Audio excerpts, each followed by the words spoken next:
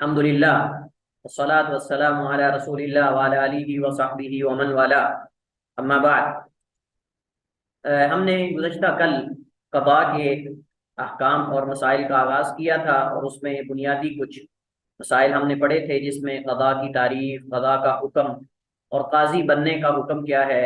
उसमें हमने दो सूरतें पढ़ी थी कि काजी बज़ाते खुद बनना या उसका मुतालबा करना, या फिर ज़बरदस्ती किसी की तरफ से जो है वो मुतालबा किया जाना। दोनों सूरतों में हुक्म क्या है काजी बनने का, ये हमने गुज़श्ता लेक्चर में इस पे बात की थी। उसके बाद आज हमारे पास कुछ मज़ीद क़ज़ा के हवाले से अहकाम व मसाइल हैं, जिसमें कुछ आदाब और अहकाम का ताल्लुक कादी के साथ है, और इसी तरह कुछ आदाब और क़ज़ा का मसाइल का ताल्लुक जो है वो दावे के साथ और फैसले के साथ है, और कुछ का ताल्लुक जो है वो क़ज़ा के क़वाइद और उसूल के साथ है। उसमें हम इंशाअल्लाह क़वाइद के उसूल और ज़वाबित जो हैं वो इंशाअल्लाह हम पढ़ेंगे। तो सबसे पहले हमारे पास जो सातवां मसला है वो काजी को किन कामों से बचना चाहिए, ये मसला है। नहीं, वो कौन से उमूर हैं कि जिनसे काजी को इज्तिनाब करना चाहिए। इसमें चंद एक उमूर जिक्र किए जाते हैं जो उलमा ने मुख्तलिफ अहादीस से मुस्तंबत किए हैं और अखज़ किए हैं। सबसे पहली चीज़ खरीदो फरोख्त, इससे काजी को बचना चाहिए। खरीदो फरोख्त का मतलब ये है कि वो कारोबार ना करें, क्योंकि साफ जाहिर है कि अगर काजी जो है वो कारोबार करेगा तो बाज मामलात के अंदर लोग उसके साथ नरमी करेंगे, और बसा औकात ये ज्यादती कर जाएगा इस वजह से कि चूंकि ये काजी है, लोग उसके साथ अपना हक लेने से भी शर्माएंगे। तो इस मुनासबत से जो है वो ऐसे लोगों को कारोबार करना या तजारत करना ये उनके लिए दुरुस्त नहीं है। उलमाए किराम ने काजी के लिए नापसंद समझा है कि वो खरीदो फरोख्त करे, क्योंकि इससे उसके दिल में किसी के बारे में मोहब्बत आ सकती है, जिससे वो सही तरीके से अदल नहीं कर पाएगा।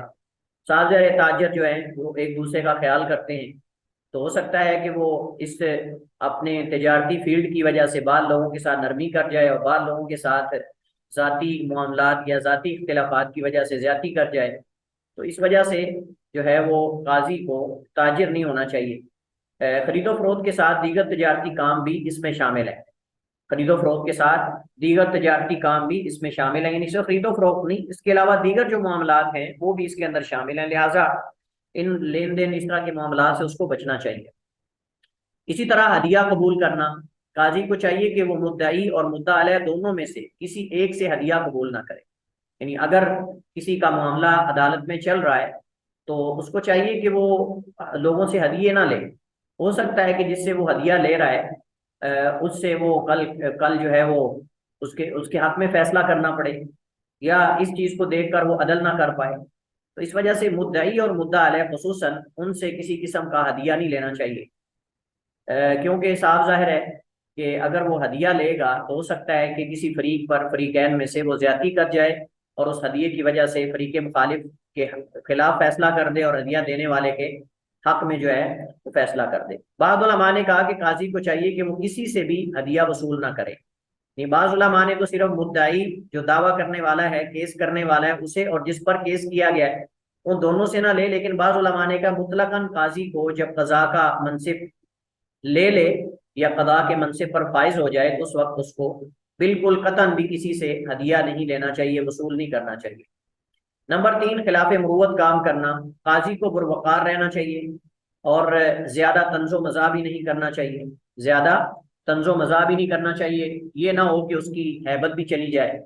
और इसी तरह जो है वो फोहश गोई और इसी तरह तकब्बुर ये काजी के अंदर नहीं होना चाहिए।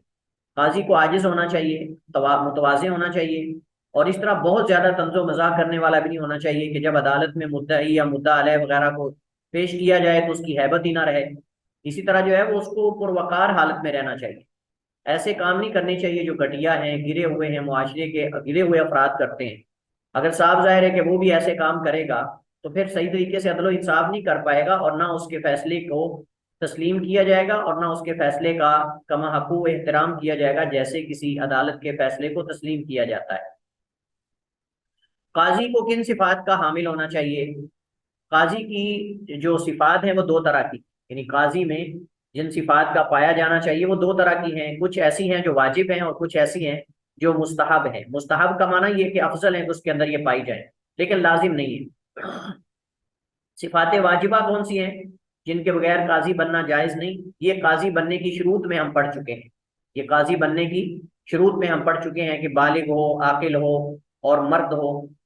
इस तरह जो है वो इल्म कदा से वाकिफ हो, इल्म कदा से, शरीयत के उसूल व ज़वाबित से और किताब सुन्नत की नसूस से मुकम्मल तौर पे वाकिफ हो। मतलब ये है कि वो मुजतहिद हो और इज्तिहाद की सलाहियत रखता हो और इज्तिहाद का मलका रखता हो।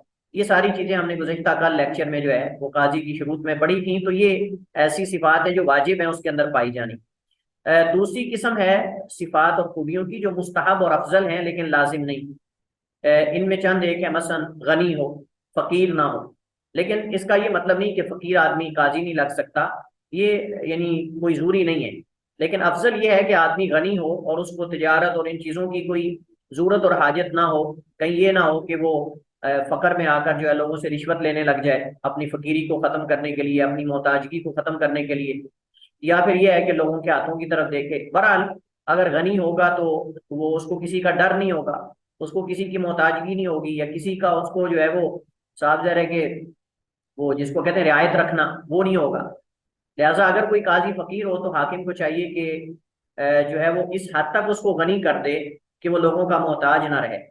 ये तरीका है कि हाकिम वक्त को चाहिए कि जिस बंदे को वो काजी लगा रहा है उसकी तमाम जरूरियात को पूरा करे, उसकी तमाम जरूरियात को पूरा करे, ताकि उसको किसी से रिश्वत लेने की जरूरत ना पड़े, ताकि उसे किसी से रिश्वत लेने की जरूरत ना पड़े।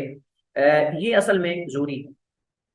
यानी हम ये नहीं कहते कि फकीर आदमी जो है वो काजी नहीं लग सकता या जज नहीं लग सकता, नहीं, कोई मसला नहीं, हो सकता है। लेकिन हाकिम को चाहिए कि अगर वो बंदा बासलाहियत है उसको इस कदर गनी कर दे माल से। अब बादशाह को, हाकिम को क्या फर्क पड़ता है इससे? वो उसको इस कदर गनी कर दे कि वो लोगों का मोहताज ना रहे और ना रिश्वत वगैरह लेने पर मजबूर हो। बसा औकात इंसान के हालात इतने टाइट हो जाते हैं कि वो शैतान वरगलाता है और ईमान की कमजोरी की वजह से इंसान रिश्वत भी ले लेता है। तो लेकिन अगर इंसान गनी होगा और वो खुद मुख्तार होगा तो रिश्वत वगैरह और इन रास्तों को इख्तियार नहीं करेगा। नंबर दो, सब्र तहम्मुल वाला हुस्न अखलाक का मालिक हो। ये बहुत अहम है ये पॉइंट। काजी अगर सब्र तहम्मुल वाला नहीं ना, फैसला नहीं कर सकता। आप जानते हैं कि अदालत के अंदर मुख्तलिफ किस्म के लोग आते हैं, मुख्तलिफ किस्म के लोग आते हैं। बसा औकात जो है वो एक आदमी वैसे ही बिला वजह गुस्से हो जाता है। तो इस वजह से काजी को चाहिए कि उसके अंदर सब्र तहम्मुल होना चाहिए। ये ना हो कि गुस्से में आकर जो है वो फैसला गलत कर दे, क्योंकि साफ ज़ाहिर है कि अगर सब्र नहीं होगा तो इसका बरक्स यही है कि गुस्से में आ जाएगा और अपने आपे से बाहर हो जाएगा। और जब आपे से बाहर हो जाएगा उस वक्त फैसला सही नहीं करेगा, अपने हवास कंट्रोल नहीं रख सकेगा। तो होशो हवास जब कंट्रोल नहीं होंगे तो फैसला गलत हो जाएगा।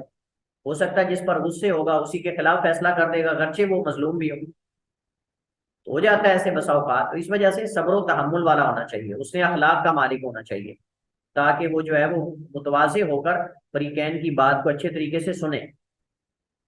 हैबत और वक़ार वाला, ज्यादा वसीला ना हो। ज्यादा वसीले का मतलब ये कपत्ता ना हो। ये ना हो कि कपत्ता हो, हर बंदे को आगे से पड़ जाए, हाँ तुम क्या हो, तुम क्या हो, तुम्हारा क्या मसला है, ये क्या मसला है, ऐसे नहीं। इस तरह बाद लोग बेचारे अपनी हुज्जत पेश करने में भी नाकाम रह जाते हैं। यानी अगर बहुत ज्यादा वसीला हो जज या काजी, तो बाद लोग बेचारे अपना मुकदमा ही सही तरीके से पेश नहीं कर सकते, अपना दावा ही सही तरीके से दायर नहीं कर सकते, इस डर से कि ये पता नहीं क्या करेगा। तो इस वजह से उसको मुतवाज़े होना चाहिए और हौसले वाला, और इस तरह पुरवकार और नरम मिजाज होना चाहिए, ताकि कोई बंदा उसके सामने अपने माफी जमीर को बयान करने में डरे ना। उसके सामने वो जो कुछ भी उसके दिल में है वो हकीकत को बयान कर दे। नंबर चार, शरी अहकाम का मुकम्मल पाबंद। शरी अहकाम का मतलब ये कि किताब और सुन्नत पे मुकम्मल अमल करने वाला, कि कहीं लोग उस पर उंगली ना उठाएं। साहब ज़ाहिर है कि जब काजी और जज बजाते खुद शरीयत पे अमल करने वाला नहीं होगा तो दूसरों पे क्या नफाज करवाएगा, दूसरों भी शरीयत को नाफिज कैसे करवाएगा।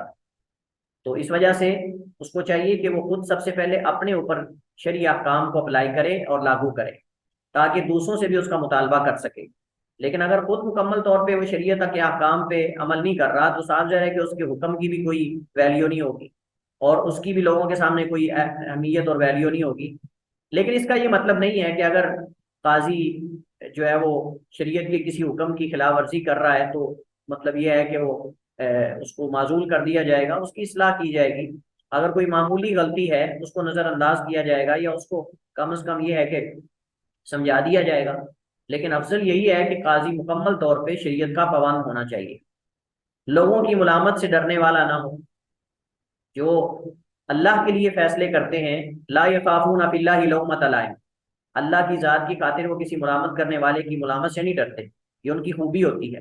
तो जो अदालत में अदल व इंसाफ का बोलबाला करना चाहता है वो लोगों से डरने वाला नहीं होना चाहिए, क्योंकि अगर वो लोगों से डरने वाला होगा तो इस सूरत में वो अदल व इंसाफ का निफाज नहीं कर सकता, अदल व इंसाफ को कायम नहीं रख सकता। साफ जाहिर है कि बाज दफा बड़ी बड़े मालदार लोग, बड़ी पोस्टों वाले और बड़े बड़े अपने आप को समझने वाले जो है वो अदालत में पेश होते हैं। तो अगर ये बड़े लोगों से डर जाने वाला है तो ये तो फैसला साफ जाहिर है कि गलत ही करेगा। तो इस वजह से उसे लोगों से नहीं डरना चाहिए, ना लोगों की मुलामत का डर होना चाहिए कि लोग क्या कहेंगे, बल्कि उसको अल्लाह का डर होना चाहिए और उसके दिल में खौफ खुदा होना चाहिए, अल्लाह ताला का खौफ इलाही होना चाहिए कि अगर मैं फैसला गलत करूंगा तो अल्लाह तो देख रहा है, अगर मैं रिश्वत लूंगा तो अल्लाह तो देख रहा है, अगर मैं अपनी ड्यूटी को सही तरीके से अंजाम नहीं दूंगा तो अल्लाह तो देख रहा है। तो अल्लाह सुब्हानहू व तआला जो कि अल आदिल है, उसकी अदालत से डरना चाहिए। अल्लाह ताला के ये नामों के फायदे हैं ना कि इंसान इन नामों पे गौर व फिक्र करे, और इन नामों पे गौर व फिक्र करने से इंसान के दिल में अल्लाह का खौफ और डर पैदा होता है। तो ये ज़हन में रखना चाहिए कि जैसे वो अदल व इंसाफ की कुर्सी पर बैठा हुआ है, अल्लाह सुब्हानहू व तआला भी अल आदिल है, और अल्लाह सुब्हानहू व तआला की अदालत में किसी पे जुल्म नहीं होता।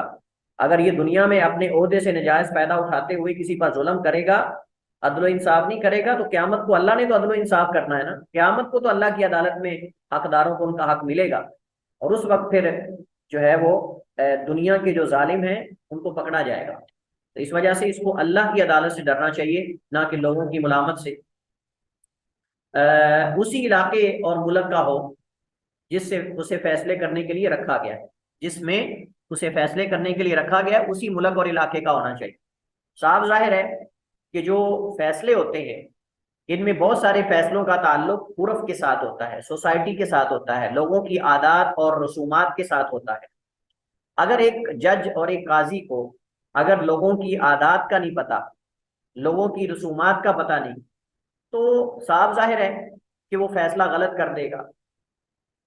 इसके लिए मैं एक बड़ा दिलचस्प आपके सामने जो है वो एक फायदा रखना चाहता हूँ कि इसका कितना अमल दखल है कि काजी लोगों की रसूमात, आदात और जो लोगों के मतलब के वहाँ के रहन सहन है, तहजीब है, उससे वाकिफ होना चाहिए। बाहर का बंदा ला के मुसल्लत नहीं कर देना चाहिए कि जो उस मुल्क में रहा ही नहीं, लोगों के निज़ाम को नहीं जानता, उनकी जुबान को नहीं जानता, उनके तौर तरीकों को नहीं जानता, उनके अंदर जो मारूफ चीजें हैं उनको नहीं जानता।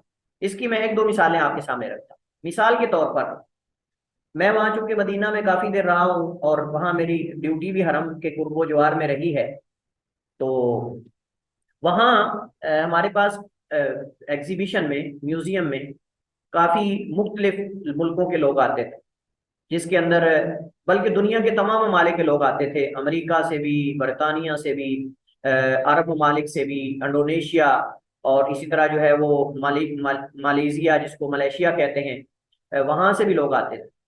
तो जो मलेशिया के लोग हैं ना, इंडोनेशिया के लोग, उनके यहाँ यानी अदबो एहतराम जो है ना वो ये है कि वो किसी की जब तस्वीर वगैरह, सेल्फी वगैरह लेते हैं या मतलब किसी के साथ वैसे खड़े होते हैं तो उसके पीछे पुश्त पे हाथ रखते हैं, उसके पीछे पुश्त पे हाथ रखते हैं। हमारे यहाँ तो सर पे हाथ रखते हैं ना, सर पे या कंधे पे हाथ रखते हैं, उनके यहाँ कंधे पे हाथ रखना मायूब है, उनके यहाँ कंधे पे हाथ रखना मायूब है, वो पुश्त पे हाथ रखते हैं या पुश्त से थोड़ा सा ऊपर। तो अब हमारे यहाँ साफ है कि ये मायूब समझा जाता है। अब कहीं ये ना हो कि अगर कोई इंडोनेशी जो है वो किसी की पुश्त पे या ऊपर उसके हाथ रख दे तो वो आके उस पर केस कर दे कि जी इसने मेरे मेरे साथ ये ऐसे ऐसे किया है, लिहाजा काजी जो है वो इससे नावाकिफ होकर उसकी सजाए मौत सुना दे। क्या ख्याल है? इस तरह मसलन चलें, हम वो दूर की मिसाल को छोड़ें, वहाँ बड़ी बड़े इस तरह की चीजें देखने को मिली और ये तजुर्बा होता है।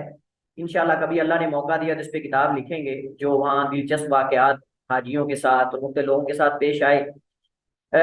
हमारे पाकिस्तान के अंदर अगर हम इस मिसाल को थोड़ा करीब करें आप जानते हैं कि कराची हैदराबाद के लोग, अगर कोई आप में से है तो ज्यादा जानते हैं कि कराची हैदराबाद के लोग जो है वो कहते हैं, बड़ी अहम कोई बात हो ना तो वो कहते हैं मसलन, अबे साले मैंने तुम्हें ये कहा था, अबे साले ये काम करो मैंने तुम्हें कहा था, किसी को मुतवज्जे करने के लिए, किसी को खबरदार करने के लिए। हालांकि इससे मुराद गाली नहीं होती या किसी को बुरा भला कहना नहीं होता, लेकिन उनके यहाँ अबे या अबे साले इस तरह की वो अक्सर लफज तकिया कलाम के तौर पर बोलते हैं। हालांकि उनके यहाँ गाली नहीं, ये हम हैदराबाद सिंध की बात कर रहे हैं, लेकिन हमारे यहाँ ये गाली समझी जाती है। अगर आप किसी को ये लफज बोलते हैं तो ये गाली शुमार होगी।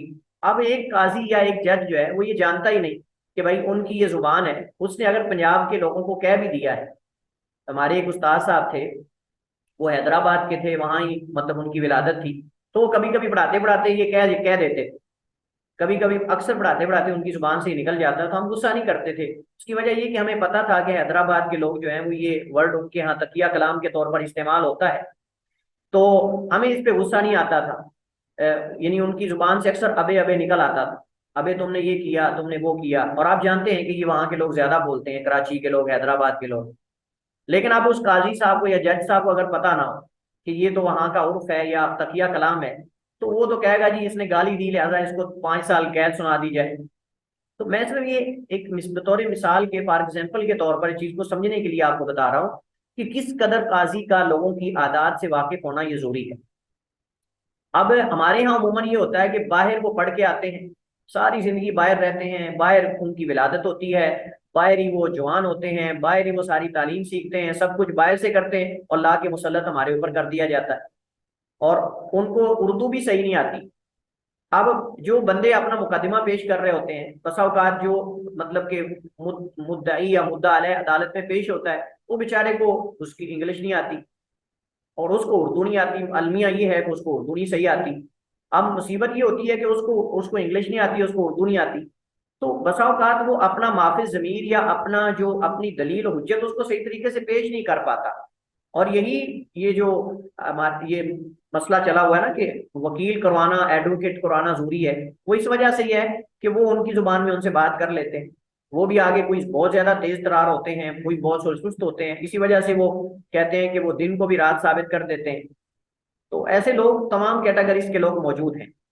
तो मैं बता रहा हूँ कि हमारा निज़ाम, उसके अंदर क्यों खराबियां हैं। उसमें से एक सबसे बड़ी बात यह है कि लोग जो हैं वो बाहर से पढ़ के आते हैं, बाहर ही उनकी विलादत होती है, बाहर ही रहते हैं, वो बहुत सारे ऐसे होते हैं और वो हमारे यहाँ की आदात और इन चीज़ों से वाकिफ नहीं होते, हालात से लोगों के। इस वजह से वो इन चीज़ों को के मुताबिक सही फैसला नहीं कर पाते। और इस्लाम का जो कल्चर है, इस्लामी जो तहजीब है, उससे ना वाकिफ होते हैं। इस वजह से उनको यहाँ के हालात का अंदाजा नहीं होता कि हमने, अगर मकातबे फिक्र आपस में उनका कोई इख्तिलाफ हो गया तो हमने फैसला किस अंदाज में करना है और उनको किस अंदाज में हमने लेके चलना है।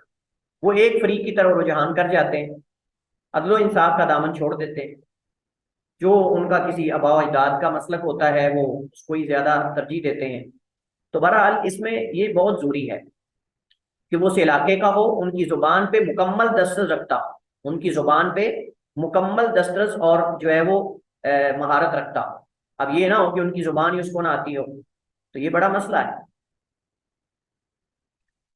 अल्लाह अकबर। क्योंकि अहले इलाका अपने इर्द गिर्द के लोगों के हालात, जुबान, तरीका वारदात से बड़ी अच्छी तरह वाकिफ होते हैं। ये असल चीज मैं जो बयान करना चाहता था।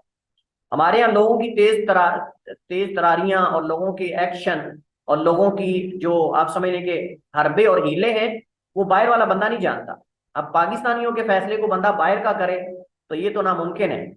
जुगाड़ी हैं सारे, सारे जुगाड़ी हैं, हर बंदा एक दूसरे से बढ़ के है। तो आप साफ जा रहे हैं कि इनके लिए कोई जज और काजी भी उसी तरह का ही होना चाहिए, जो इनके इनके सारी चीजों को जानता हो, लोगों की तेज तरारी और ये सारी चीजों को जानता हो कि पाकिस्तानी क्या क्या कुछ कर सकते हैं। तो ये मकसद होता है। हाजिर दिमाग, जहीन और फतीन होना चाहिए।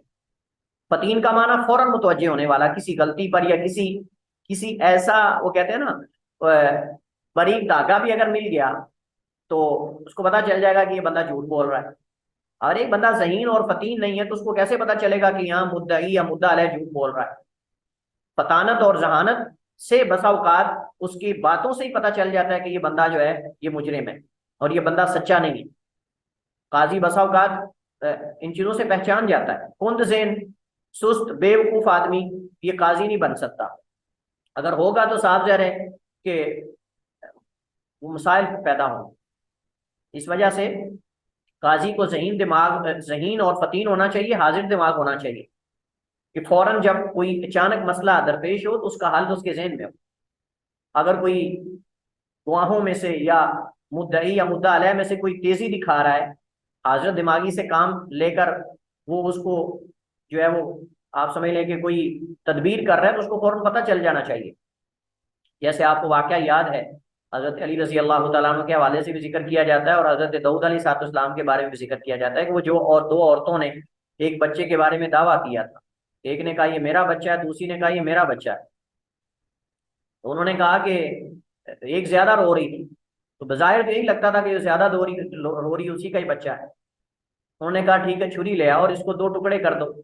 छुरी ले आओ और इसको दो टुकड़े कर दो, आधा आधा कर देते हैं। तो अब साफ जा रहा है कि जिसका बच्चा हकीकी था अब उसको ज्यादा तकलीफ होनी थी।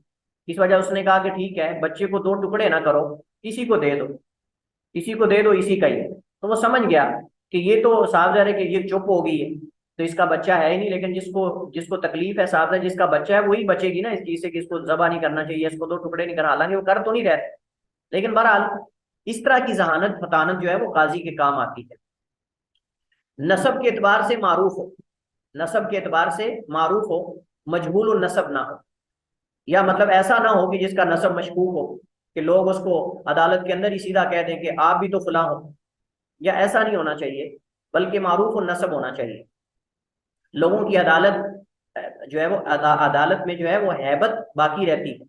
और अगर ऐसा शख्स हो कि जो मजहूल नसब हो, जिसका पता ही ना हो और पहले उसके बारे में लोग बातें करते हो, ऐसे शख्स को अगर बना दिया जाएगा अदालत में काजी या जज, तो साधा जो अदालत की हैबत खत्म हो जाएगी।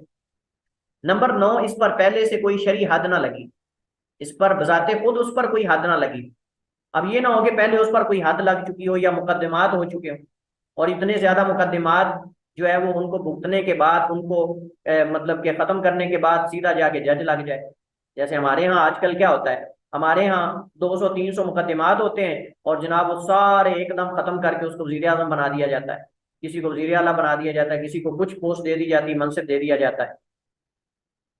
तो बहरहाल जिस पर पहले कोई केस हो या उस पर कोई मुकदमा हो या उस पर कोई हद लगी हो या कोई भी मसला हो, तो उसको जो है वो इस मनसिब के लिए मुंतखब नहीं करना चाहिए। इसके बाद मसला है कि दावा और उसकी कबूलियत की शुरूत क्या है। दावा कब कबूल होगा और इसकी कबूलियत की शर्तें क्या है। दावा क्या होता है? दावा से मुराद वो कौल है जो काजी के सामने मुद्दई से सादिर होता है। यानी एक शख्स जब वहां जाकर कोई केस करता है तो ये केस करना ये असल में दावा है, जिसमें वो मुद्दा अलैह पर अपने हक का दावा दावा करते हुए काजी से उस हक दिलवाने का मुतालबा करता है। कहता है कि जी फलां मेरा हक है और इसने मुझसे ये लिया है या मैंने इसे लेना है, मुझे दिलवाया जाए। अब वो हक जो है वो माली भी हो सकता है, जानी भी हो सकता है, कोई भी हक हो सकता है। तो ये दावा होता है। यानी जो शख्स अदालत में जाकर केस करता है, ये केस करने वाला मुद्दई है और जिसके खिलाफ करता है वो मुद्दा अलैह है। दावा की शुरूत क्या है, कब दावा दावा शुमार होगा? तो इसकी कई एक शर्तें हैं। सबसे पहली शर्त ये है कि मुद्दई और मुद्दा अलैह दोनों आकिल हों। मुद्दई और मुद्दा अलैह दोनों आकिल हों, उनमें से कोई बेअकल ना हो कि रोजाना ही किसी ना किसी के खिलाफ जाके मुकदमा कर रहा है, या बेवकूफ आदमी जिसकी अकल ही नहीं उसके खिलाफ जाके मुकदमा कर रहा है। वो बेवकूफ आदमी है, वो तो कुछ भी कर सकता है। यानी एक बंदा इलाके के अंदर जो है वो बिल्कुल बेवकूफ आदमी समझा जाता है, उसके खिलाफ अदालत में जाके मुकदमा कर रहा है, मुद्दई वो नहीं होना चाहिए। तो मुद्दा अलैह उसका सरपरस्त होना चाहिए। मुद्दा अलैह उसका सरपरस्त होना चाहिए। अगर उसकी तरफ से वाकई कोई मसले आ रहे हैं तो उसके सरपरस्त को पकड़ा जाएगा कि उसको कंट्रोल करे, साझा उसको तो नहीं पकड़ा जाएगा। तो बहरहाल इसमें पहली शर्त यह है कि मुद्दई और मुद्दा अलैह यानी जिसके खिलाफ केस किया जा रहा है वो दोनों आकिल होने चाहिए।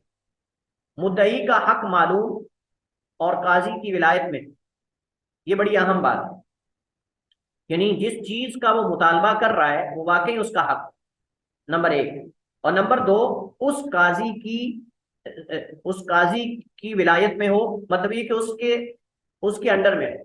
या उसके इख्तियार में हो कि वो फैसला करे। अब एक केस जो है वो कराची की अदालत का है, लेकिन उसको लाके लाहौर की अदालत में मतलब पेश कर दिया जाता है। बंदा वहां है, मामला वहां हुआ है, केस यहाँ लाहौर की अदालत में कर रहा है, और उसके इख्तियार में भी नहीं कि वो फैसला कराची का करे, तो ये सही नहीं है।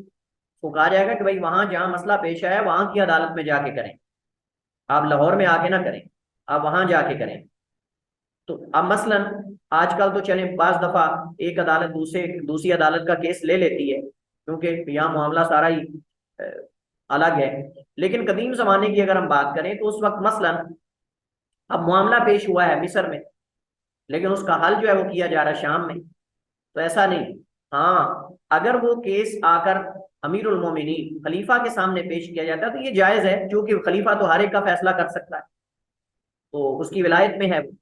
लेकिन एक अमीर जो है वो मिस्र का है, अब मामला वहां पेश हुआ है, लेकिन केस जाके जो है वो यमन के अमीर पे यानी वहां काजी के सामने पेश रख कर दिया जाता है, तो ऐसे दुरुस्त नहीं होगा। हाँ, ये हो सकता है कि दो लोग हज के लिए आए हुए हैं और वो दोनों मुस्लिम ममालिक से हैं, लेकिन केस उनका मक्का में या मदीना में पेश हो जाता है, तो ये मुमकिन है इस तरह, क्योंकि वो उनकी विलायत में है। लेकिन इस तरह नहीं होता कि एक शहर का मामला दूसरे शहर के अंदर जाके जो है वो केस किया जाए, मुद्दई भी वहां का है, मुद्दा अलह भी वहां का, लेकिन केस जाके दूसरी जगह कर दिया जाता है, और इस पर शरई अहकाम जारी होते हैं। इस पर शरई अहकाम जारी होते हूँ, मतलब ये है कि कोई शरीयत का हुक्म उस पर जारी होता हो, तब्दीली वाक़ होती, ये जरूरी है। मतलब उसमें कोई फैसला सुनाया जा सकता हो, कोई उसके बारे में जायज नाजायज हलाल हराम वगैरह, ये मतलब शरई अहकाम का कि उस पर जारी होते हैं। मुद्दा मुद्दा भी या दावा में कोई मुस्तहिल चीज ना हो, यानी जिसके बारे में दावा किया जा रहा है, जिस चीज के बारे में, वो कोई मुस्तहिल चीज ना हो, मुमकिन हो, इम्पॉसिबल हो उस चीज का होना, नामुमकिन ना हो।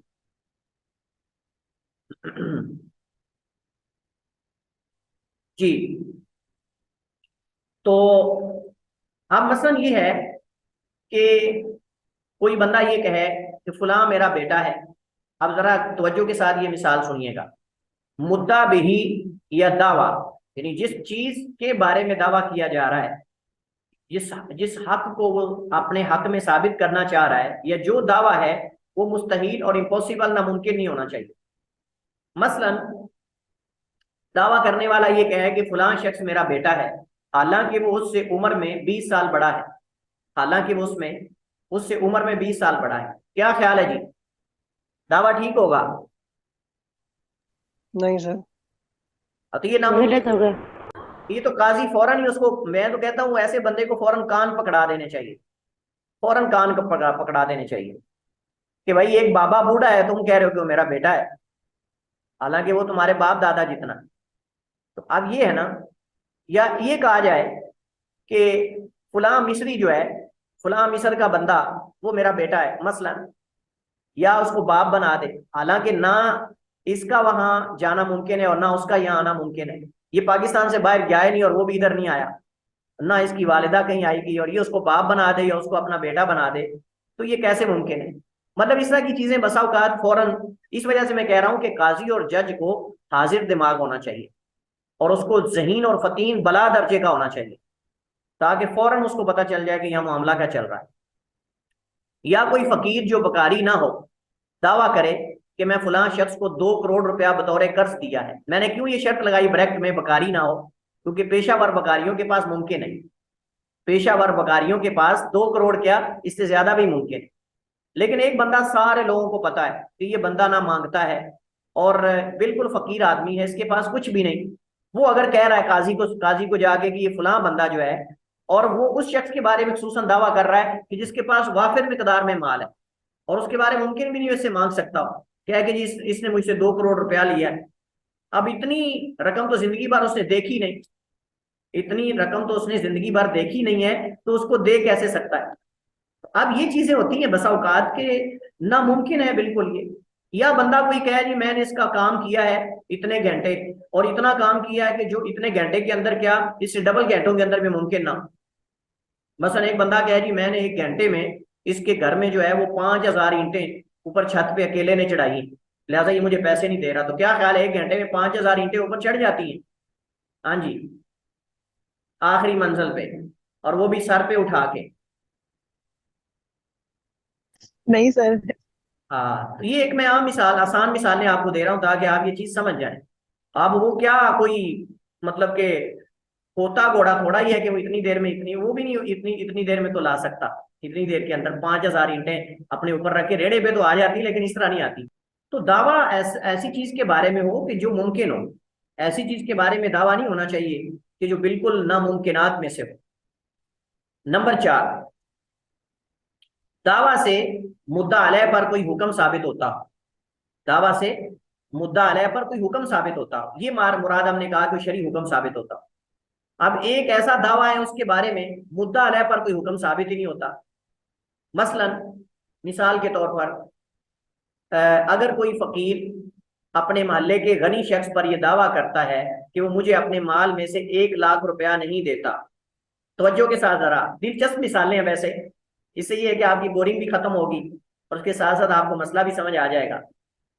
तो अब एक फकीर आदमी अपने मोहल्ले के गनी आदमी के बारे में अदालत में आकर मुकदमा दायर कर देता है कि जी ये मुझे अपने पैसों में से 1 लाख रुपया नहीं दे रहा। तो क्या ख्याल है, ये दावा दावा शुमार होगा? हाँ जी। नहीं सर। क्यों नहीं नहीं होगा? सर। नहीं होगा। क्यों नहीं होगा? कि क्योंकि वो तो सर उसकी। उसके अपने पैसे है ना, तो वो हाँ, उसके बिल्कुल पैसों में अहसन। से कह रहे हैं। बिल्कुल अहसन है। अब वो पैसे उसके हैं, वो उसने अपनी मेहनत से हासिल किए हैं। अब ये गरीब आदमी जो है, ये उस पे क्यों जाके दावा कर रहा है कि जी मुझे 1 लाख रुपया नहीं दे रहा? हाँ, अगर वो मसूल है इलाके का, बैतुल माल का, या मतलब जिम्मेदार आदमी है और उस पर ड्यूटी है कि वो लोगों में तकसीम करे, फिर अगर वो नहीं दे रहा तो उसके खिलाफ दावा हो सकता है। लेकिन एक आदमी वैसे ही उठ के अपने मोहल्ले के किसी गनी आदमी पर या दुकानदार पे जाके दावा कर दे कि जी ये मुझे पैसे नहीं दे रहा, तो ये ऐसा है कि उस पर हुक्म साबित ही नहीं होगा। अदालत क्या फैसला करेगी उस पर? क्योंकि ऐसे तो हर फकीर अपने से गनी शख्स के खिलाफ दावा कर देगा। अगर हम इसको कह दें कि ठीक है जी ऐसा दावा दायर हो जाएगा और ठीक है हम आपके बारे में फलां तारीख, और आजकल होता है वैसे ऐसे ही है, मैं आपको सही बात बताऊं, पैसे लेने के लिए अदालतें बंदों को लूटने के लिए तारीख डाल देते हैं। ये नहीं देखते कि ये केस बन भी रहा है कि नहीं। वो केस बना लेते हैं और कहते हैं जी आपको अगले महीने की 5 तारीख को आना होगा दोनों को। फिर अगली तारीख, फिर उससे अगली तारीख, फिर उसे बंदा फौत हो जाता है और तारीखें उसकी अभी चल रही होती हैं। तारीखें उसकी अभी चल रही होती हैं और वो मजाल है केस जो है कहीं लाइन या के साइड पे लग रहा हो। तो आजकल बहुत सारे दावे ऐसे ही होते हैं कि जो ऐसे ही उठ के एक बंदा किसी के बारे में दावा कर देता है और वो कहते हैं ठीक है जी। जिस बंदे ने जिंदगी में कभी 5,000 नहीं देखा होता, वो कहता है जी मैंने फलां बंदे को जो है वो 5 लाख दिया है। तो ऐसे आपको बहुत ज्यादा दावे मिलते हैं मुआशरे के अंदर, ऐसे हवाई बातें, जैसे हमने पीछे पढ़ा था हवाई डीलिंग, ऐसे हवाई दावे भी होते हैं। और अदालतें भी माशाल्लाह सुभान अल्लाह, वो कहते हैं ठीक है जी आपको फलां तारीख को आना होगा, आपका मुकदमा जो है वो दायर हो गया है और आपका केस जो है वो नोट कर लिया गया और बस ठीक है अब चल चुका है मामला, अब किस्तें हैं आप इनको जमा करवाते जाओ। नंबर 5, दावा साबित हो। ये बड़ी अहम बात है, दावा साबित होना चाहिए। और दावा कब साबित होता है? दो चीजों से।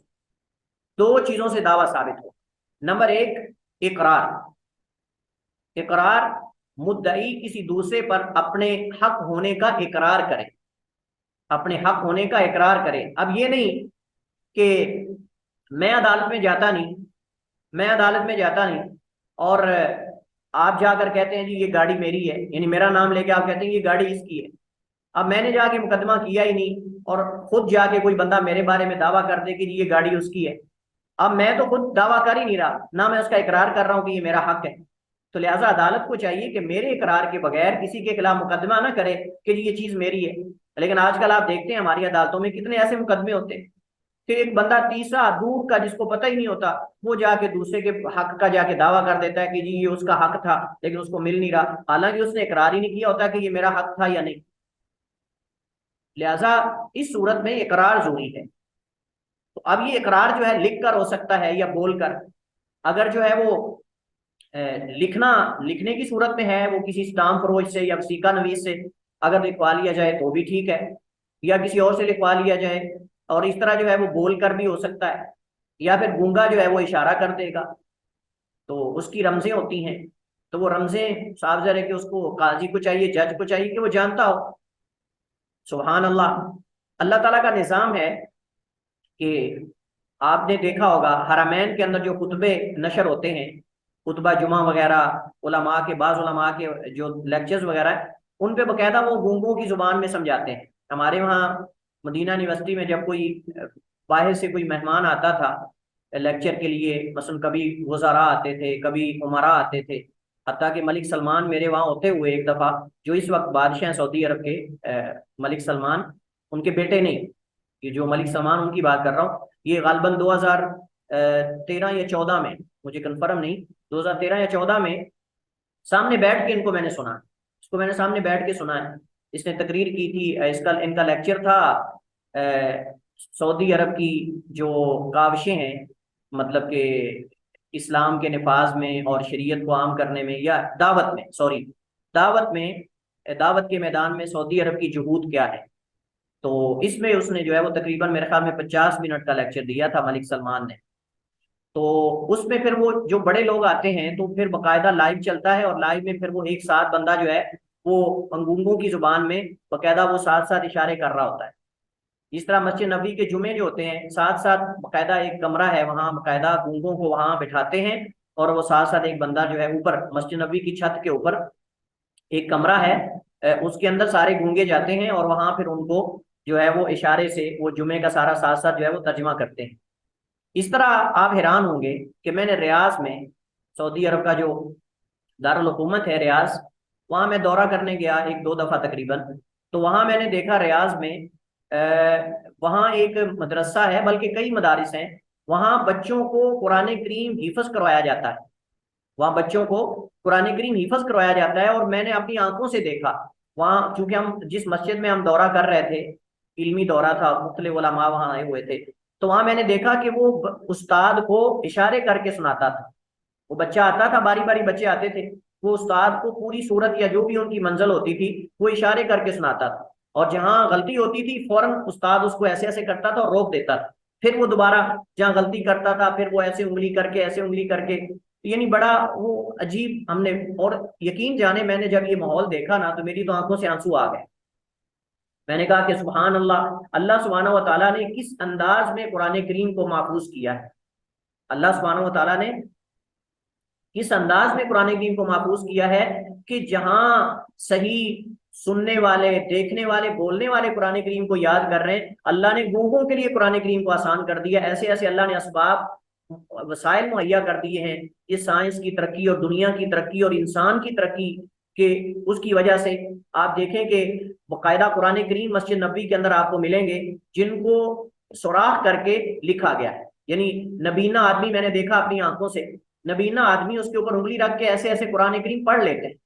यानी उसको, जैसे हम कहते हैं ना, कोई सुई वगैरह से किसी चीज को ये औरतें कढ़ाई करती हैं कपड़े पर या किसी गत्ते वगैरह पर, तो उसको ऐसे सुराख करके उसके ऊपर ऊपर फिर वो डिजाइन बनाती हैं। तो इस तरह वो पूरा कुरान करीम, वहां बड़े बड़े कुरान आपने देखा होगा, माकूफ लोगों के लिए, यानी जो बिल्कुल देखते नहीं उनके लिए उंगली रख के वो पूरा कुरान करीम पढ़ सकते हैं। इस अंदाज में वो कुरान करीम लिखा हुआ है। यानी वो उंगली के साथ उनको पता चल जाता है कि अलिफ है, ये बा है, ये फुला है, इस तरह करके वो कुरान करीम पढ़ते हैं। नबीनों के लिए कुरान करीम मौजूद है।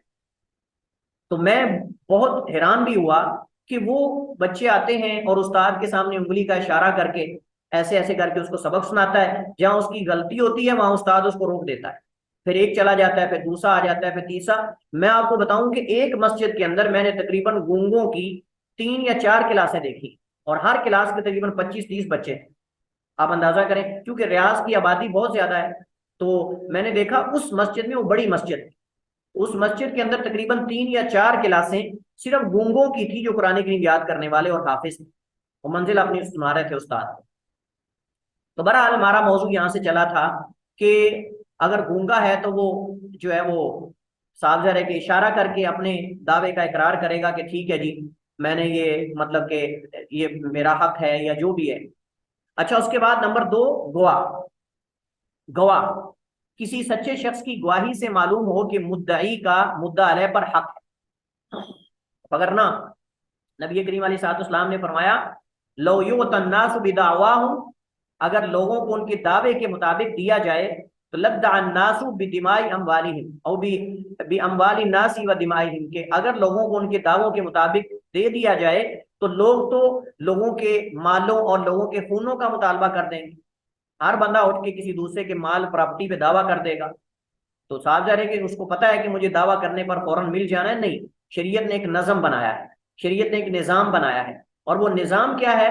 वो निज़ाम ये है कि उस पर गवाह होने चाहिए, और गवाही भी आदिल गवाहों की होनी चाहिए। और इसकी भी आगे शर्तें हैं, गवाही की कबूलियत की भी शर्तें हैं। नंबर एक, गवाही देने वाला बालिग, आकिल और आदिल होना चाहिए। और आदिल का मतलब ये है कि झूठा शख्स ना हो, फासिक ना हो, और शराबी ना हो, और कबीरा गुनाह ना करता। अगर कबीरा गुनाह करने वाला है तो उसकी गवाही कबूल नहीं होगी। इस तरह बाद उलमा ने कहा कि आदिल के अंदर ये भी कि वो सगीरा पे इसरार ना करता, मुसलमान होना चाहिए।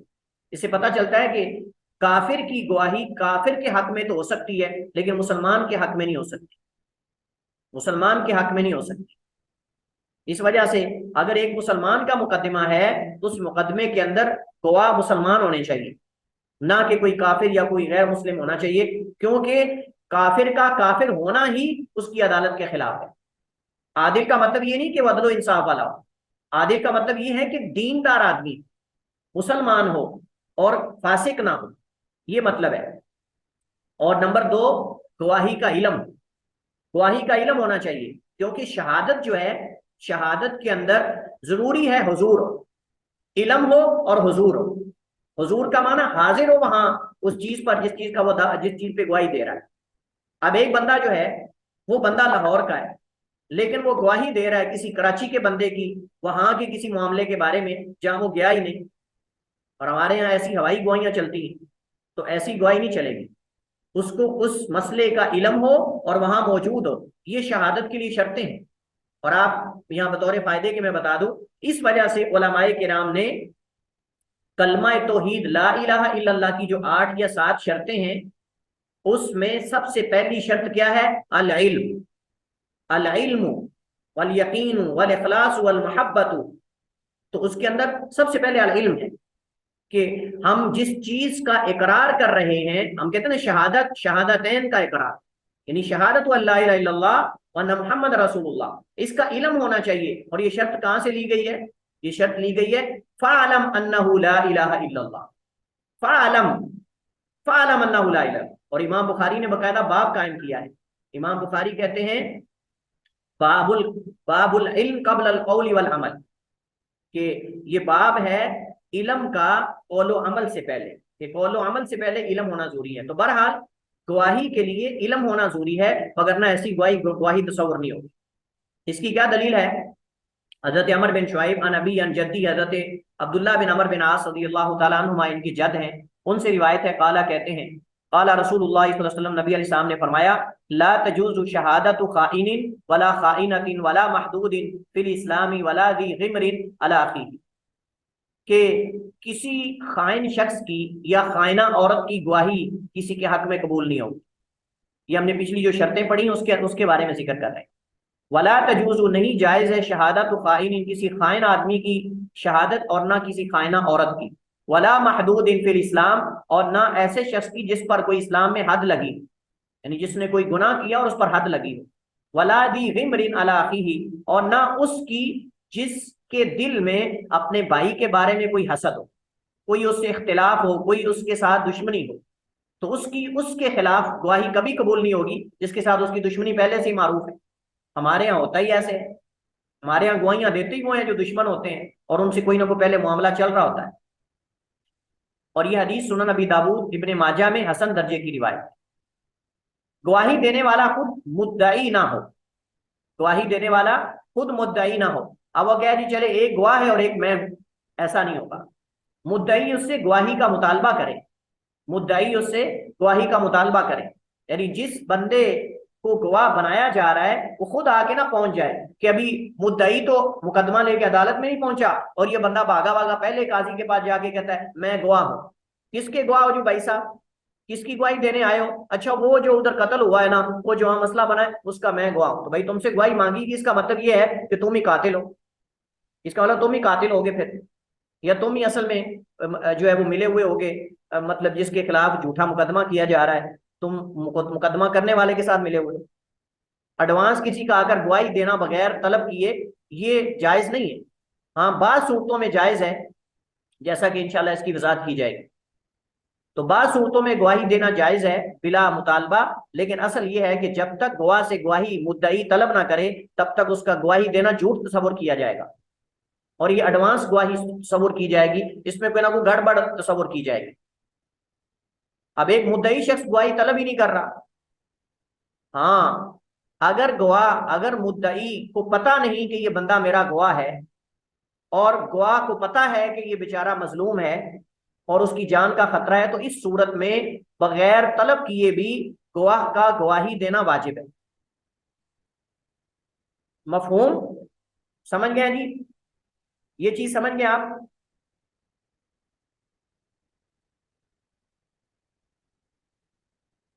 अल्लाह अल्लाह, जाग रहे हैं सारे। अब मुझे ये पूछना होगा, सारे जाग रहे हैं इंशाल्लाह? जी जी जी उस्ताद शायद जाग। जी सर। वो बोल नहीं रहा कोई, बड़ी अजीब बात है कि आप बोल नहीं रहे। मैं ये पूछ रहा हूं कि आप ये बात समझ गए कि असल ये है कि गवाह गवाह गवाही नहीं देगा बगैर बगैर मुतालबे के या बगैर मांगे, लेकिन बात सूरतों में गवाही देना वाजिब हो जाता है अगरचे मुद्दई को पता ना भी हो। जैसे मसलन, मिसाल के तौर पर, इसकी मिसाल कहते हैं बिल मिसाली यत्तदिहुल मकाल, मिसाल से मकाल वाज़ेह होता है। एक जगह कत्ल का हादसा हुआ, कत्ल का वकूआ पेश आ गया। अब वहां जिस बंदे ने कत्ल किया था वो बंदा भाग गया, लेकिन एक बेचारा रेडी वाला जो खड़ा था उसके ऊपर कत्ल का इल्जाम लग गया। लेकिन आप देख रहे हैं कि जिस बंदे ने शूट किया है वो बंदा तो भाग गया है, और वो असल ये रेडी वाला नहीं। लेकिन रेडी वाला तो जब शूट हुआ है, आप देख रहे थे कि आप उससे सब्जी ले रहे थे या आप उससे जो है वो फल ले रहे थे, और वो बेचारा तो चलाना भी नहीं आता उसको। अब यहाँ, अब उसको याद नहीं है कि आप उस वक्त गवाह थे या नहीं, या आपने देखा है कि नहीं ये मामला सारा, या आप दूर से देख रहे हैं, ये भी हो सकता है। आप दूर से देख रहे हैं कि जिस बंदे को पकड़ा गया है ये बंदा तो उस वक्त वहां था ही नहीं, या मतलब ये है कि ये तो उस वक्त आप जानते हैं कि आपके साथ खड़ा हुआ था, या मतलब ये है कि आप देख रहे थे कि ये तो अपना कोई काम कर रहा था, लेकिन उसको पता नहीं कि आप उसके गवाह हैं। अब इसको पकड़ के अदालत में पेश कर दिया जाए, अदालत सजाए मौत सुना देती क्योंकि उसके पास कोई गवाह नहीं अपना दिफा करने के लिए। अब आपको चाहिए कि आप जरूरी, लाजिमन, ये कंपलसरी है कि आप उसके हक में जाके गवाही दें कि मैं इसको देख रहा था, ये बंदा तो उस वक्त अपना काम कर रहा था और ये तो है ही नहीं कातिल, कातिल तो और था, मैंने देखा वो भाग गया। ये है कि बगैर तलब किए गवाही बसा औकात देना वाजिब होती, लेकिन असल ये है कि जायज नहीं। नबी अलैहिस्सलाम ने फरमाया कि क़यामत, कुर्बे क़यामत ऐसे लोग आएंगे कि उनकी उनकी गवाही उनकी कसम से या कसम गवाही से सबकत ले जाएगी, या मतलब है कि उनकी गवाही का कोई एतबार नहीं होगा जब तक कसम नहीं उठाएंगे, या मतलब ये है कि गवाही में जल्दी करेंगे, गवाही तलब करने से पहले वो गवाही दे देंगे, ये मतलब है। काजी की इजाजत से गवाही दे, इल्ला के गवाही देना वाजिब हो, जैसे मैंने जिक्र किया। अब्दुल्लाह इब्ने मसूद रज़ी अल्लाह तआला से रिवायत है, वो बयान करते हैं अल्लाह के नबी अलैहिस्सलाम से काला, आपने फरमाया खैरुन नास करनी, लोगों में सबसे बेहतरीन मेरी सदी है, बेहतरीन मेरा जमाना है। सुम्मा लदीन यलूनहुम, फिर जो लोग इनके बाद होंगे, सुम्मा लदीन यलूनहुम, फिर जो इनके बाद होंगे, सुम्मा यजीउ अक़वामुन, फिर ऐसी कौम और ऐसे लोग आएंगे, ऐसी कौमें आएंगी, तस्बिकु शहादत अहदिहिम यमीनहु, उनमें से किसी एक की गवाही उसकी कसम से सबकत ले जाएगी, व यमीनुहु शहादतहु, और उसकी कसम उसकी गवाही से। मतलब यह है कि पहले गवाही देगा फिर कसम उठाएगा, या फिर ये कि पहले कसम उठाएगा अपनी गवाही को सच्चा साबित करने के लिए, लोगों का एतमाद ही उठ जाएगा, इस कदर झूठ आम हो जाएगा, इस कदर झूठ आम हो जाएगा कि या तो एडवांस शहादत देने के लिए पहुंच जाएंगे और कसम उठाएंगे कि मैं सच्चा गवाह हूं, या फिर यह है कि गवाही को सच्चा साबित करने के लिए साथ उनको कस्में भी उठानी पड़ेंगी क्योंकि झूठ इतना आम हो चुका है। ये सही बुखारी और सही मुस्लिम की रिवायत है। अच्छा, इसके बाद गवाही देने के अल्फाज इस्तेमाल करें कि मैं इस बात की शहादत देता हूं, गवाही देता हूं कि ये मैंने देखा है, या मैं इसका गवाह हूं, या जो भी है। गवाही सरी और वाज़ेह, और उसमें किसी किस्म का इबहाम ना हो, वाज़ेह सरी अल्फाज में गवाही देनी चाहिए कि ये इसका हक है या मैंने इसको देखा है, ये मामला है। जो सुना और देखा वही बताए, अपने इज्तिहाद को इस्तेमाल ना करें। यानी जितना जो देखा है उतना कुछ बताए, ये नहीं कि साथ कुछ मसाला लगा ले, कुछ आगे पीछे खुद ही इजाफा कर ले, ऐसा नहीं जायज। ये गवाही की शर्तों में से। इसके बाद हमारे पास अगला मसला है जी, मजलिस कज़ा और उसके आदाब। मजलिस कज़ा और उसके आदाब, मेरे ख्याल में इसी पर हमें फिलहाल बस करते हैं।